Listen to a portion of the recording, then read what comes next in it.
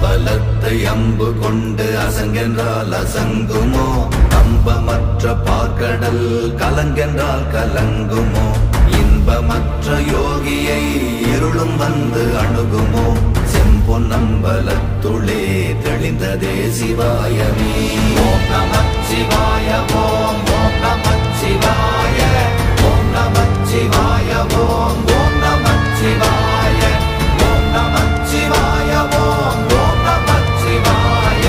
ஓம் நமச்சிவாய ஓம் ஓம் நமச்சிவாய